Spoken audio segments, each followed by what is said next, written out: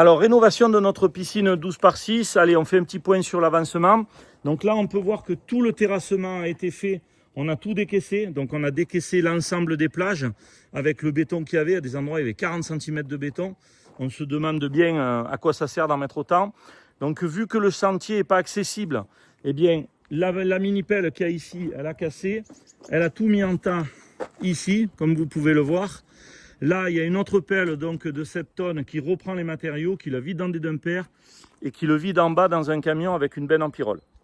Donc ça, c'est quand même une de nos particularités, c'est d'être très particulièrement bien équipé pour pouvoir satisfaire des chantiers qui sont très exigeants comme celui-là.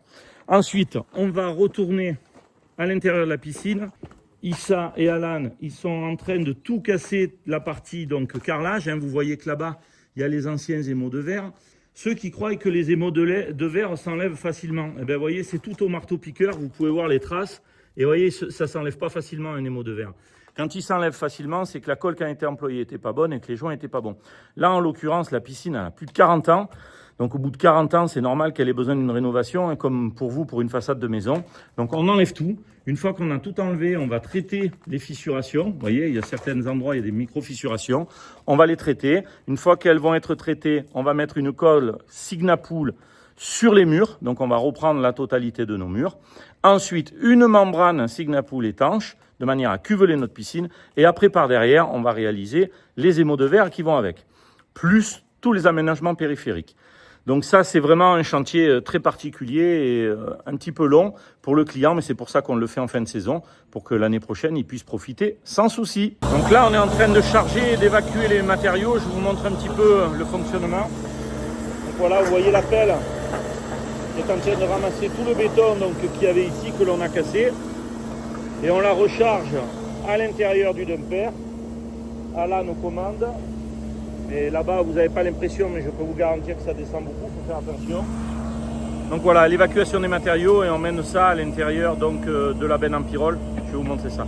Je vous montre un petit peu le chargement sur le chantier qu'on est en train de faire. Donc en fait, on est obligé de déporter parce qu'on n'arrive pas à accéder au chantier. Donc là, vous pouvez voir le camion ici qui est en train de déposer la benne, comme vous voyez là.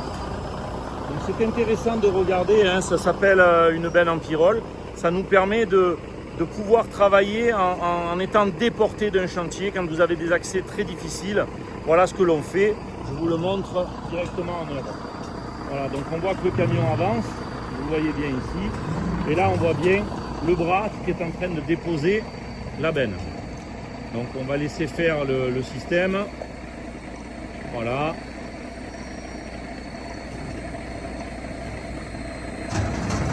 Voilà. Là, on va ouvrir les portes ici.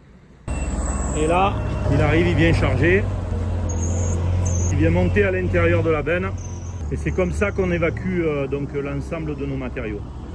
Et derrière, vous voyez, on a le deuxième dumper qui arrive. Donc avec Damien, notre technicien piscine, mais qui est vraiment au pluriel puisqu'il est chauffeur poids lourd aussi.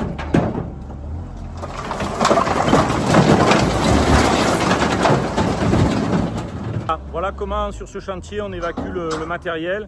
Et vous voyez, il y a à peu près 600 mètres entre le positionnement du camion et le chantier.